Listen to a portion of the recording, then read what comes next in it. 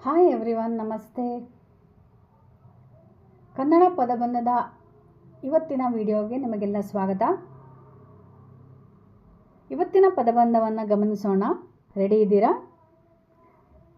ಎಡದಿಂದ ಬಲಕ್ಕೆ ಮೊದಲನೇ ಕ್ರಮ ಸಂಖ್ಯೆ. ಉಪಾಯ ಮಾಡಿದಾತನಿಗೆ ನೀಡಿದ ಉಡುಗೊರೆ 4 ಅಕ್ಷರಗಳು. ಉತ್ತರ ಉಪಾಯನ.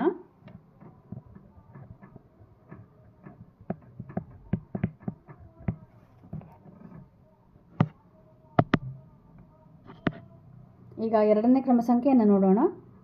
ಮೂರನೇ ಕ್ರಮ ಸಂಖ್ಯೆ. ಮೋಸದ ಬಲೆ 4 ಅಕ್ಷರ.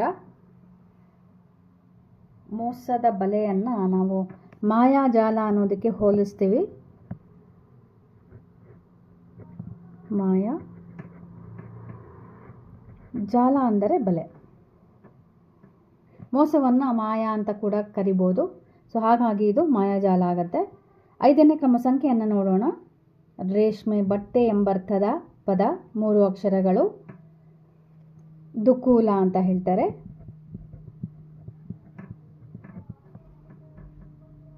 ದುಕೂಲ ಅಂದರೆ ತೆಳ್ಳಗಿರುವ ರೇಷ್ಮೆ ಬಟ್ಟೆ ಅಂತ ಅರ್ಥ.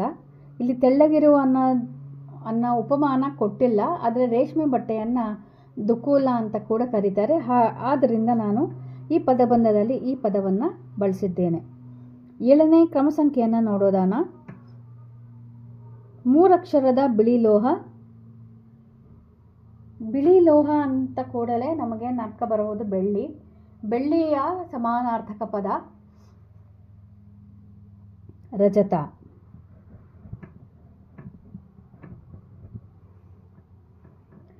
ಮುಂದಿನ ಕ್ರಮ ಸಂಖ್ಯೆಯನ್ನು ನೋಡೋಣ. 1 ವಿಧದ ಹಣ್ಣು 3 ಅಕ್ಷರಗಳು. 3 ಅಕ್ಷರಗಳಿರುವ ಹಣ್ಣು ಸುಮಾರಿದೆ, ಆದರೆ ಈ ಪದಬಂಧಕ್ಕೆ ಬೇಕಾಗುವಂಥದ್ದು ಯಾವುದು ಅಂತ ನಾವು ಮುಂದೆ ನೋಡೋಣ. ಈಗ ಮುಂದಿನ ಕ್ರಮ ಸಂಖ್ಯೆಯನ್ನು ಗಮನಿಸೋಣ. ಅರಸನ ಮಗ 5 ಅಕ್ಷರಗಳು. ಅರಸನ ಮಗನನ್ನು ಸಾಮಾನ್ಯವಾಗಿ ಯುವರಾಜ ಅಥವಾ ರಾಜಕುಮಾರ ಅಂತ ಕರೀತಾರೆ. ಅರಸ ಅಂದರೆ ರಾಜ, ಅರಸನ ಮಗ ರಾಜಕುಮಾರ.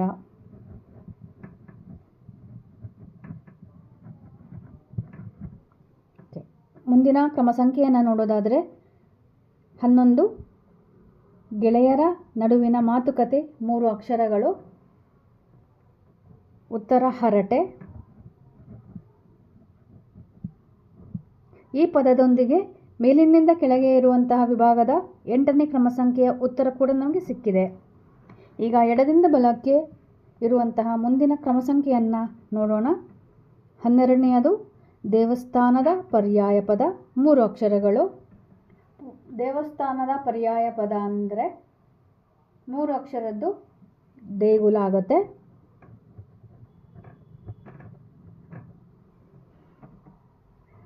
ಹಾಗೆ ಮುಂದಿನ ಕ್ರಮ ಸಂಖ್ಯೆಯತ್ತ ಗಮನ ಹರಿಸೋಣ. 14ನೇ ಕ್ರಮ ಸಂಖ್ಯೆ. ಕಣ್ಣಿನಿಂದ ಸುರಿಯುವ ನೀರು 3 ಅಕ್ಷರಗಳು. ಕಣ್ಣಿನಿಂದ ಸುರಿಯುವ ನೀರು ಕಂಬನಿ ಆಗತ್ತೆ.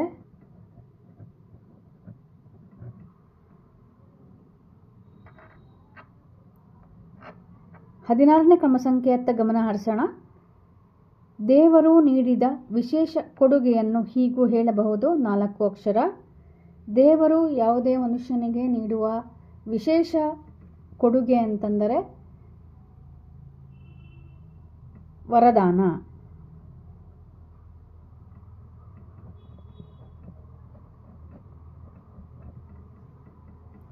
ಈಗ 17ನೇ ಕ್ರಮವನ್ನು ನೋಡೋಣ.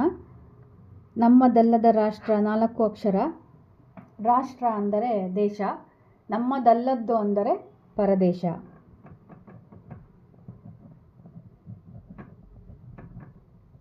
ಈಗ ಮೇಲಿನಿಂದ ಕೆಳಗೆ ಇರುವಂತಹ ವಿಭಾಗದಲ್ಲಿ ಉಳಿದಿರುವ ಕ್ರಮ ಸಂಖ್ಯೆಗಳನ್ನು ಕ್ಲೂಗಳನ್ನು ಗಮನಿಸೋಣ. ಮೊದಲನೆಯದು ತೀಕ್ಷ್ಣವಾದ ಕಿರಣಗಳನ್ನು ಬೀರುವ ಸೂರ್ಯನನ್ನು ಹೀಗೂ ಹೇಳಬಹುದು.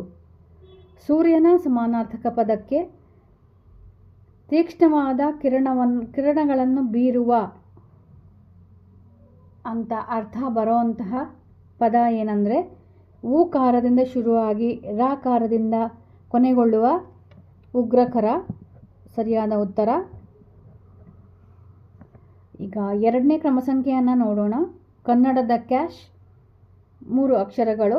ಕನ್ನಡದಲ್ಲಿ ಕ್ಯಾಶ್ ಅನ್ನುವ ಇಂಗ್ಲಿಷ್ ಪದದ ಅರ್ಥ ನಗದು. ಮಧ್ಯದ ಅಕ್ಷರ ಮಾತ್ರ ಬರಿಬೇಕಿಲ್ಲಿ. ನಗದು ಅಂತಂದರೆ ಹಣ. 2 ಅಕ್ಷರ ಅಲ್ಲದೆ ಇರೋದ್ರಿಂದ ಇಲ್ಲಿ 3 ಅಕ್ಷರನ ಕ್ಯಾಶ್ ಅನ್ನೋದನ್ನು ನಗದು ಅಂತ ತಗೊಂಡಿದ್ದೀನಿ. ಈಗ ಮೂರನೇ ಕ್ರಮ ಸಂಖ್ಯೆಯನ್ನು ನೋಡೋಣ. ತಾಯಿಯ ಸಹೋದರ 3 ಅಕ್ಷರಗಳು. ಸಾಮಾನ್ಯವಾಗಿ ತಾಯಿಯ ಸಹೋದರನನ್ನು ಸೋದರ ಮಾವನೆಂದು ಕರಿತೀವಿ. ಆದರೆ 3 ಅಕ್ಷರಗಳು ಇರುವಂಥದ್ದು ಮಾತುಲ ಅಂತ ಹೇಳ್ತಾರೆ. ಮಾತುಲ ಅಂತಂದರೆ ತಾಯಿಯ ಸಮಾನ ಅಂತ ಬರುತ್ತೆ. ಸೋದರ ಮಾವ ಪುರುಷನಾಗಿದ್ದರೂ ಕೂಡ ತಾಯಿಯ ಸಹೋದರನಾಗಿರೋದ್ರಿಂದ ತಾಯಿಯ ಅಂತಃಕರಣ ಅವನಿಗಿರುತ್ತೆ ಅನ್ನೋ ಕಾರಣಕ್ಕೆ ಇದು ಮಾತುಲ ಅನ್ನುವ ಪದವನ್ನು ಬಳಸ್ತಾರೆ. ಈಗ 4ನೇ ಕ್ರಮ ಸಂಖ್ಯೆಯನ್ನು ನೋಡೋಣ. ಸಪೂರ ಚೆಲುವೆ ಈಕೆ 4 ಅಕ್ಷರಗಳು. ಉತ್ತರ ಲಲಿತಾಂಗಿ ಅಂತಾಗತ್ತೆ.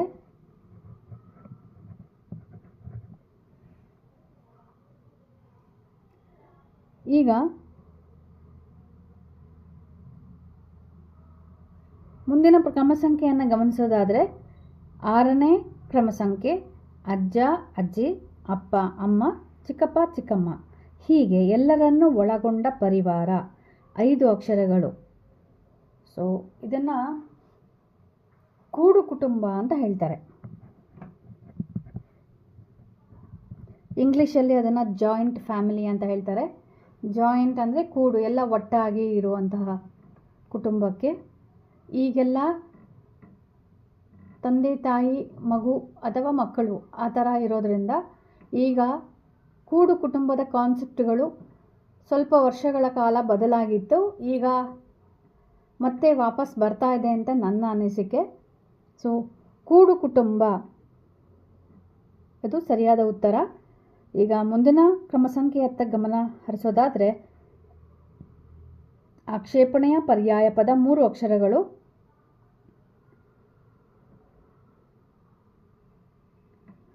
ಆಕ್ಷೇಪಣೆ ಅಂದರೆ ತರಾಟೆ ಆಗುತ್ತೆ. ಅದು ಆಲ್ರೆಡಿ ನಮಗೆ ಸಿಕ್ಕಾಗಿದೆ 8ನೇ ಕ್ರಮ ಸಂಖ್ಯೆಯಲ್ಲಿ. ಈಗ 9ನೇ ಕ್ರಮ ಸಂಖ್ಯೆಯನ್ನು ನೋಡೋಣ. ತೆರೆ ಕೊನೆಗೆ ದೀರ್ಘ 3 ಅಕ್ಷರಗಳು. ತೆರೆ ಅನ್ನುವ ಪದಕ್ಕೆ ಸಮಾನಾರ್ಥಕ ಪದ 3 ಅಕ್ಷರದ್ದು ಪರದೆ ಆಗತ್ತೆ. ಕೊನೆಗೆ ದೀರ್ಘ ಅಂದರೆ ಕೊನೆಯ ಅಕ್ಷರ ದೀರ್ಘ ಆಗಿರಬೇಕು. ಸೊ ಪರದೆ ಆಗಿರೋದ್ರಿಂದ ಈಗ ನಮಗೆ ಪರದೆ ಅನ್ನುವ ಪದದೊಂದಿಗೆ ನಮಗೆ ನಾವು ಬಿಟ್ಟಿರುವ ಎಡದಿಂದ ಬಲಕ್ಕೆ ಇರುವ ವಿಭಾಗದಲ್ಲಿ 9ನೇ ಕ್ರಮ ಸಂಖ್ಯೆಯ ಒಂದು ವಿಧದ ಹಣ್ಣು 3 ಅಕ್ಷರಗಳು ಅದರ ಸಿಕ್ತು. ಉತ್ತರ ಪರಂಗಿ. ಪರಂಗಿ ಹಣ್ಣು ಇದು ಸದಾಕಾಲದಲ್ಲಿ ಸಿಗುವಂತಹ ಹಣ್ಣು. 9ನೇ ಕ್ರಮ ಸಂಖ್ಯೆಯ ಉತ್ತರ ಪರಂಗಿ ಅನ್ನೋದು ಸಿಕ್ತು. ಈಗ ಮುಂದಿನ ಕ್ರಮ ಸಂಖ್ಯೆ ಮೇಲಿನಿಂದ ಕೆಳಗೆ ಇರುವಂತಹ 11ನೆಯ ಕ್ರಮ ಸಂಖ್ಯೆಯನ್ನು ನೋಡೋಣ. ಕಡಲೆಬೇಳೆ ಹಾಗೂ ಬೆಲ್ಲದಿಂದ ಮಾಡಿದ ತಿನಿಸು 4 ಅಕ್ಷರಗಳು. ಉತ್ತರ ಹಯಗ್ರೀವ. ಹಯಗ್ರೀವ ಅನ್ನೋದು ಕಡಲೆ ಬೇಳೆ ಹಾಗೂ ಬೆಲ್ಲದಿಂದ ಹಾಗೂ ಒಣ ಕೊಬ್ಬರಿಯನ್ನು ಹಾಗೂ ಸ್ವಲ್ಪ ತುಪ್ಪವನ್ನು ಸೇರಿಸಿ ಮಾಡುವಂತಹ ಸಿಹಿ ತಿನಿಸು ಹಯಗ್ರೀವ. ಮುಂದಿನ ಕ್ರಮ ಸಂಖ್ಯೆಯನ್ನು ನೋಡೋಣ. 13ನೆಯದು ಕೊಂಚ ಸ್ವಲ್ಪ ಅಥವಾ ಕೊಂಚ 4 ಅಕ್ಷರಗಳು.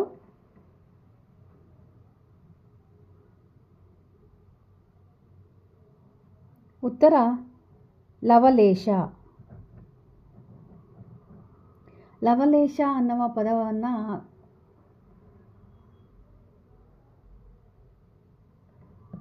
ಕೊಂಚ ಅಥವಾ ಸ್ವಲ್ಪ ಅನ್ನುವ ಅರ್ಥ ಬರುವಲ್ಲಿ ಉಪಯೋಗಿಸ್ತಾರೆ.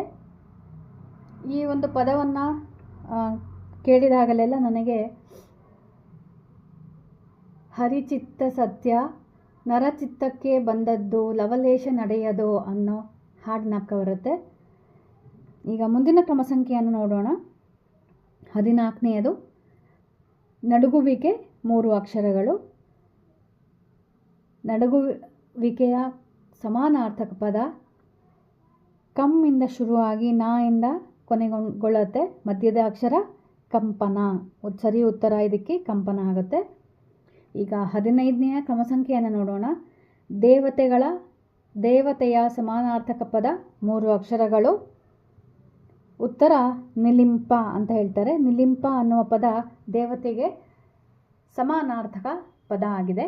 ಸೊ ಈ ನಿಲಿಂಪ ಅನ್ನುವ ಪದದೊಂದಿಗೆ ಇವತ್ತಿನ ಪದಬಂಧ ಕಂಪ್ಲೀಟ್ ಆಗಿದೆ. ಇವತ್ತಿನ ಪದಬಂಧದಲ್ಲಿ ನೀವು ಕಲಿತಂತಹ ಹೊಸ ಪದಗಳು ಯಾವುದು ಅಂತ ನನಗೆ ತಿಳಿಸಿ. ಮತ್ತೆ ಮುಂದಿನ ವಿಡಿಯೋದಲ್ಲಿ ಮತ್ತೊಂದು ಪದಬಂಧದೊಂದಿಗೆ ಭೇಟಿ ಆಗ್ತೀನಿ. ಅಲ್ಲಿವರೆಗೆ ಟೇಕ್ ಕೇರ್. ನಮಸ್ತೆ.